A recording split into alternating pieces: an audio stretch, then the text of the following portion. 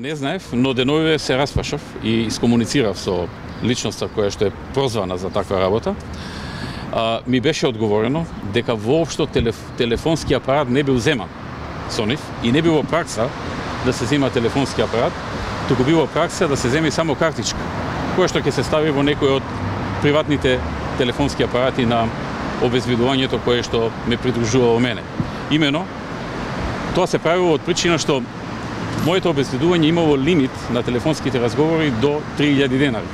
Имајќи во обзир дека кога се разговара во странство, цените се повисоки, тие практикувале при патувањата да земат картичка од Созара и кога се во странство да ја употребуваат, затоа што многу често имаат потреба да разговараат со локалното обезбедување или со протоколот локален и така натаму. И од тие причини земале картичка и потоа картичката ја вратиле, што значи телефонски апарат воопшто не земале и колку што разбрав и воопшто и немало пракса да земаат посебни телефонски апарати. Па така, ако не земале телефонски апарати, нема логика да кршиле апарат. Тоа е тоа. Ви благодарам. И молам по ова прашање медиумите да ги проверуваат информациите и шпекулациите пред да ги објавуваат, затоа што станува збор за луѓе кои што се нападнати на тој начин, за кои што се создава некакво мислење дека нешто скриле некакви докази или нешто сакале да направат.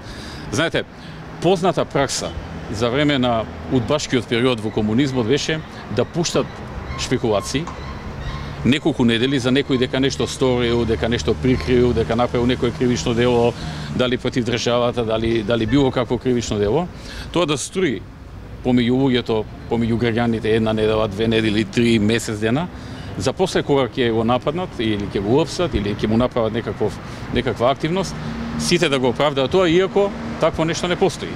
Така и во овој случај.